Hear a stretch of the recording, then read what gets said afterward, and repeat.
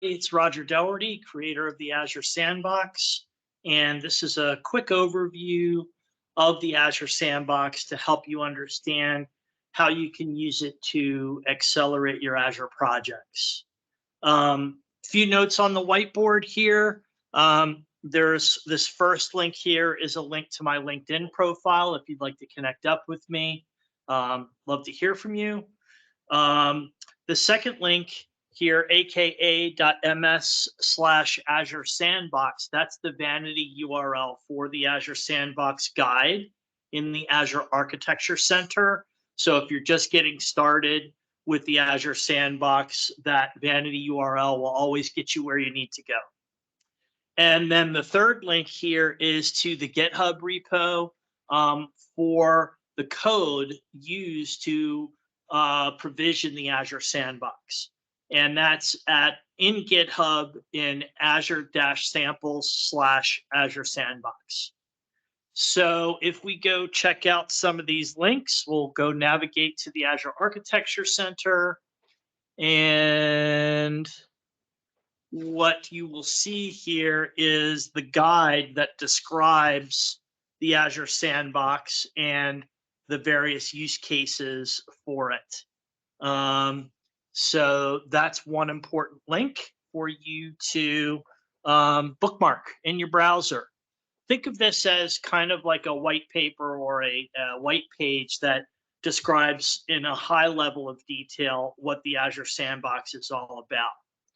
If you actually want to use the Azure Sandbox, you're going to quickly need to navigate to GitHub. So that's the second link here. And this is the GitHub repo for the Azure Sandbox. So we'll be doing most of our work in the subsequent documentation and videos directly out of GitHub. So here you can see the readme.md file that's associated with the root of the Azure Sandbox in the GitHub repository.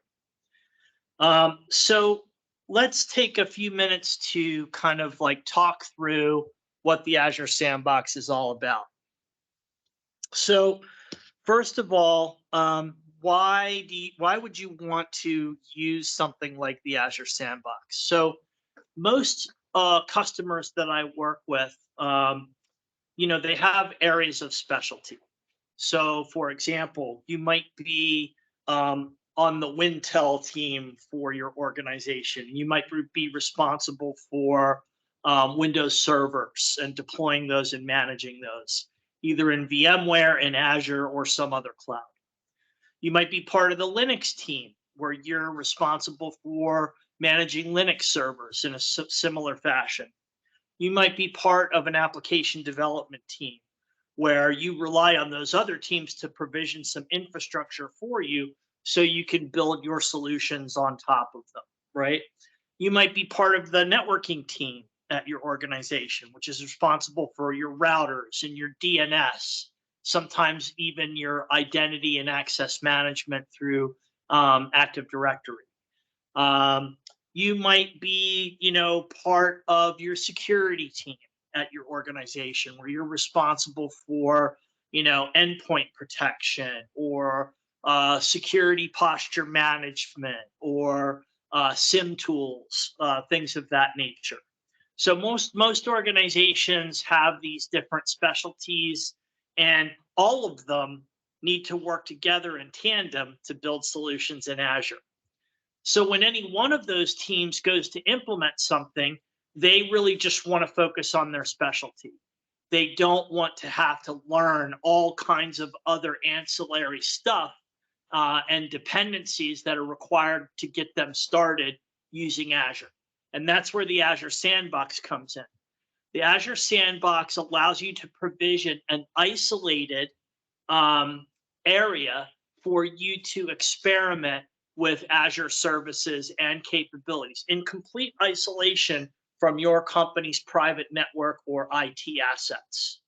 And by doing that, you can take care of all the mundane plumbing and infrastructure required to get started, lay down your sandbox, and then just experiment with and use the specific capabilities in Azure that you actually care about, right? So the architecture we'll dig into is demonstrated here. But basically, the Azure Sandbox includes all of the things listed here under components. It includes a shared services virtual network, a bastion host for secure connectivity to the virtual machines, as well as an Active Directory domain controller for identity and access management. It also includes an application virtual network for building applications. That includes both a Windows Server jump box, a Linux jump box, and an Azure File Share for doing file sharing. It includes a SQL Server on Azure virtual machines. So if you need a database running on a VM, you can use that. It includes a platform as a service offering of Azure SQL database, which is a different way that you can use SQL Server in Azure as a managed service. It includes an Azure database for MySQL Flexible Server.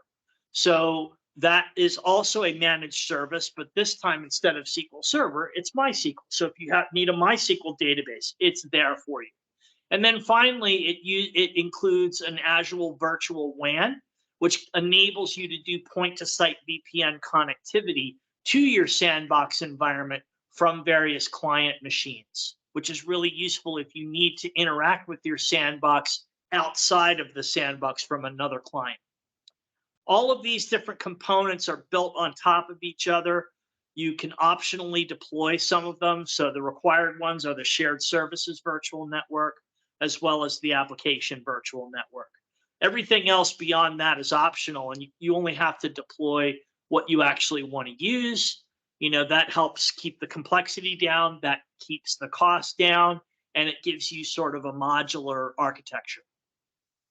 So to deploy the sandbox, you need an Azure Active Directory tenant. That could either be your corporate tenant, or it could be some test tenant. Either way, Azure Active Directory serves as the identity and access management for the control plane of Azure. You can think of Azure almost as a SaaS offering, a software as a service offering for cloud services. And the control plane for those cloud services are secured by the identity and access management capabilities of Azure Active Directory.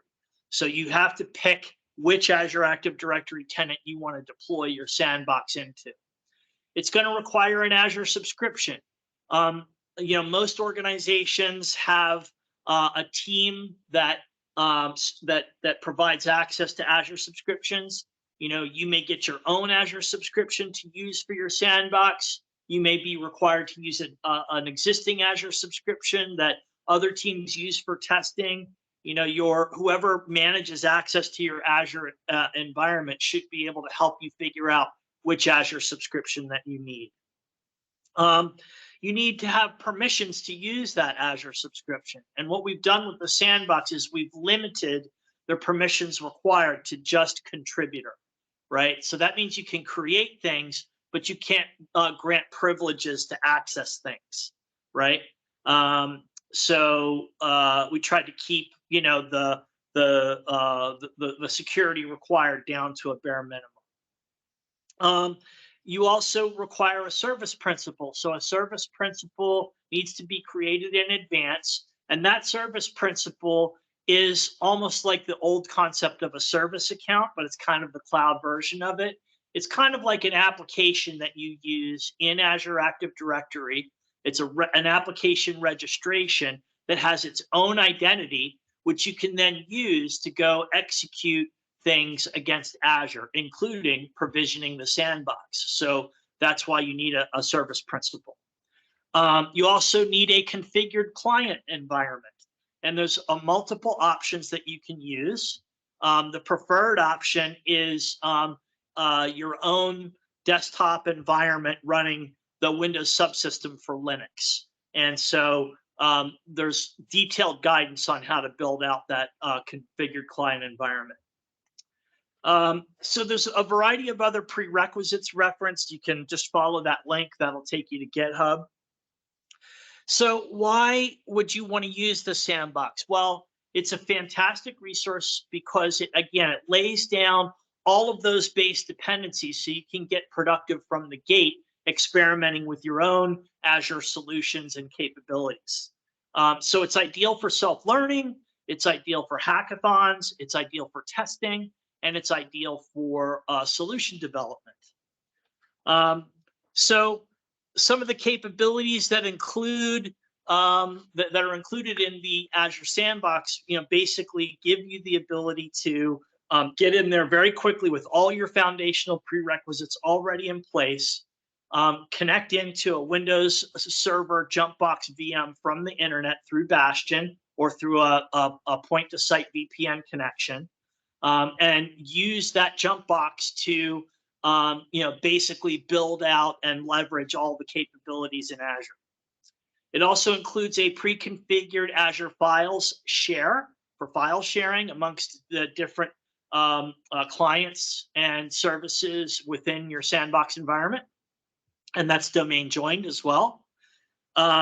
It gives you you can use that same Windows Server Jumpbox VM as a developer workstation. It's pre-configured with a lot of different tools that you can use to build solutions in Azure. So if you don't feel like installing all of those tools on your desktop machine, you can just use that Windows Server Jumpbox in the Azure Sandbox to do some development. So it includes, Visual Studio Code. It includes the ability to develop against the Linux Jumpbox using remote SSH. It includes tools like Azure Storage Explorer, AZ Copy, and Azure Data Studio, all pre-installed. SQL Server Management Studio is pre-installed.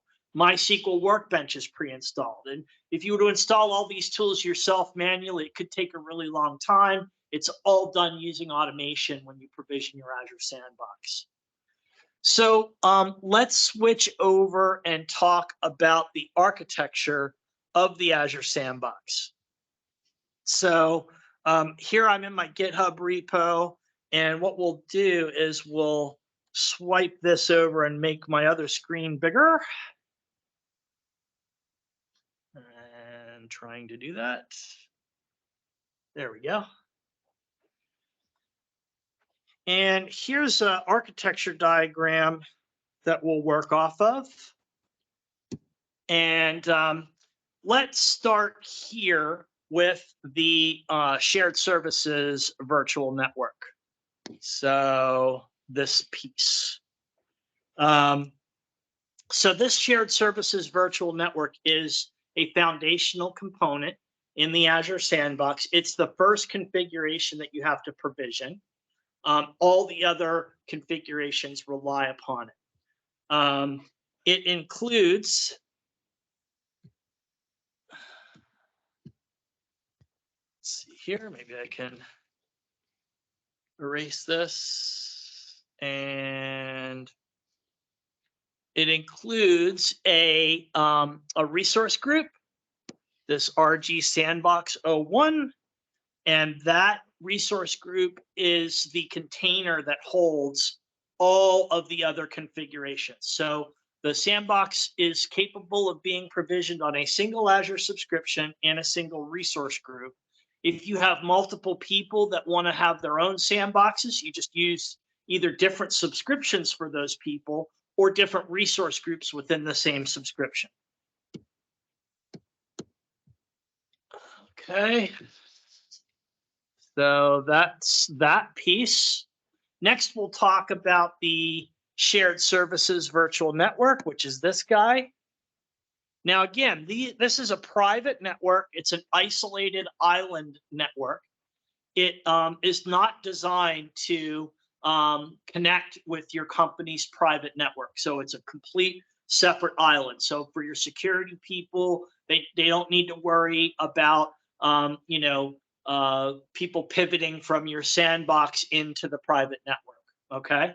Now you can, if you want, change the address ranges in the sandbox to enable connectivity to your private network, and that's a possibility. but the default configuration of the sandbox is that it's its own isolated, separate private network with nothing to do with your company's private network.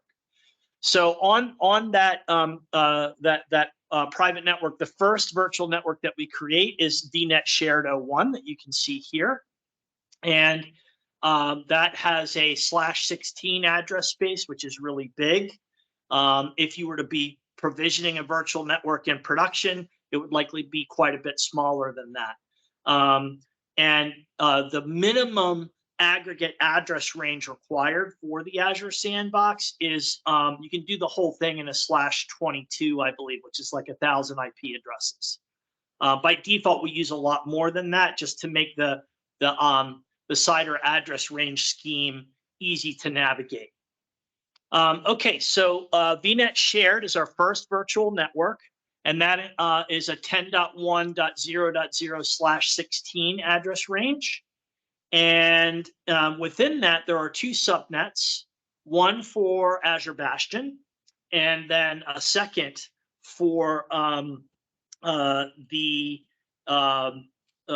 Active Directory Domain Services domain controller that we provision. And that will be pre-configured with a private local domain. So you'll have full control of your own Active Directory Domain Services domain controller, which is really key when you're building solutions. A lot of times that's locked down in large enterprises. Here you can have your own in the sandbox, create your own user accounts, your own groups, your own policies, whatever it is you need to create. You have your own dedicated domain controller to do those things in. And that machine also functions as a DNS server, a private DNS server, which is used to connect to and resolve DNS queries for all of the virtual machines included inside the Azure Sandbox. Okay, so that's the shared services virtual network. VNet Shared is kind of how we refer to that in the Sandbox documentation. The next deployment that we'll talk about is the application virtual network. That's the next component here. And that is a separate virtual network, 10.2.0.0/16. And within that, we automatically provision a Windows jump box and a Linux jump box. So you have both environments. The Windows jump box can be used to do remote development against the Linux jump box. So if you just want to use that one machine, jump win1, as your way of interacting with the rest of the environment, including Linux, that's a great way of using the sandbox. Okay. So when you provision the shared services virtual network, what you're going to get are those two jump boxes, and you are going to get a private endpoint to an Azure Files share for doing file sharing. And that is basically a managed service in Azure for doing file sharing so that you don't have to do file sharing using a virtual machine, which is a lot more expensive. You have to patch it, etc. So doing file sharing using Azure Files is a great way of sharing data and information between all of these different systems that are included in your sandbox environment. Okay. All right. So that's the shared services virtual network. And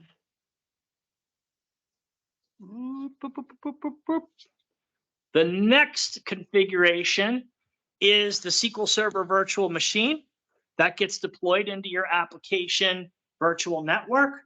When you provision a SQL Server virtual machine, you basically get a Windows Server box with an operating system disk with an instance of SQL Server installed on it, but it's not really configured for use. So what I've done is I've configured it for use. I've created data disks, I've created log disks, I've pre-configured it with all the performance best practices, and all the automation for that is available for you to steal in the sandbox. So if you need SQL Server on an Azure VM as part of developing your solutions, you've got one pre-configured, ready to roll in the Azure Sandbox. Okay, so the next configuration that gets provisioned is Azure SQL database. So that's an option. Instead of using SQL Server on an Azure virtual machine, you can use Azure SQL database, which is SQL Server as a managed service exposed through a private endpoint. And the advantage of doing it that way is you just use it for the database services. You don't have to worry about patching the operating system. You don't have to worry about patching SQL Server. You don't have to worry about backups. You don't have to worry about high availability. It's called Platform as a Service. It's a very popular option in Azure. So if you need a Platform as a Service Azure SQL database, you can provision one automatically as part of the Azure Sandbox.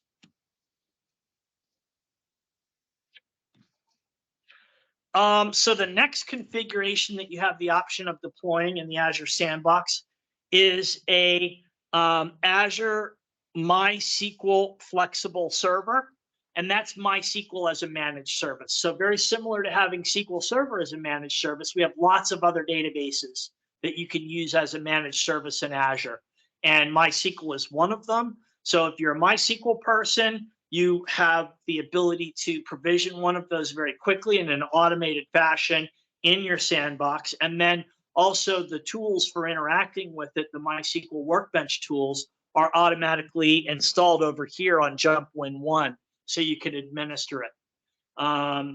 So yeah, that is the Azure MySQL Flexible Server configuration, which you will see as one of your options when you're deploying the Azure Sandbox. Let's see here. The other configuration you have the option of deploying is Azure Virtual WAN.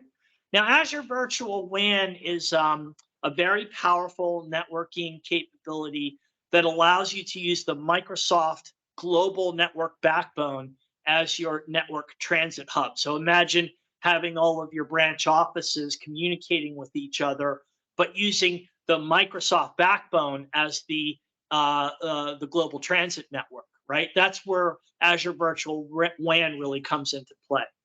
We're not using it for that in the sandbox. We're just using it for one specific capability in Virtual WAN, which is point-to-site VPN. So if you need to connect up a client outside of your Azure Sandbox to your Azure Sandbox environment to do development, to do testing, to move data back and forth, right?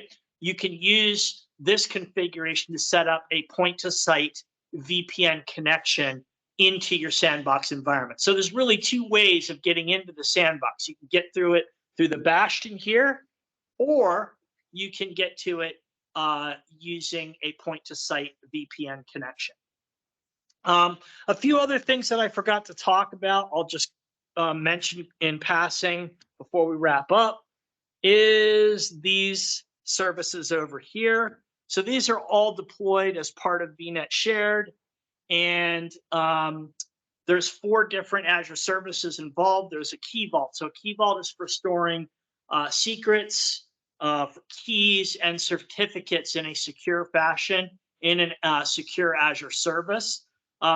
Typically you'll have lots of these in a production environment. We create one per sandbox so that we can store the secrets related to the sandbox in that Key Vault.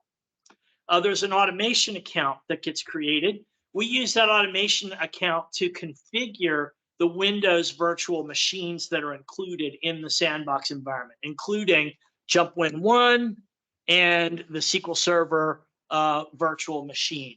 And what that service does is it allows you to enable different Windows features, configure the local operating system using a service called Desired State Configuration, or DSC. So that's how we do our configuration management on Windows operating system servers in the sandboxes using Azure Automation Desired State Configuration. We also have a storage account. I mentioned that before. we create one storage account and share it for everything that needs a storage account in your sandbox, including Azure Files. We also create a container up there so that we can push scripts out onto the VMs to run using the custom script extension. And finally, there's a log analytics workspace that I create in advance so that you can connect up to that to do logging from things in your sandbox. So if you want to do any kind of monitoring or logging using Azure Monitor, there'll be a log analytics workspace there in place ready for you to use. So I think that is it in terms of a quick architectural overview of the Azure Sandbox. I hope that you found this brief introduction useful. I'm looking for contributors and feedback. So once you get into the GitHub repo and you start using it, if you'd like to become a contributor, I would welcome that. You can file any issues that you have with the sandbox as a GitHub issue. I'll do my best to follow up on it. And I sure hope that you find the sandbox useful for accelerating your first Azure project. Thank you very much. And I look forward to continuing the conversation with you in future videos. Thanks.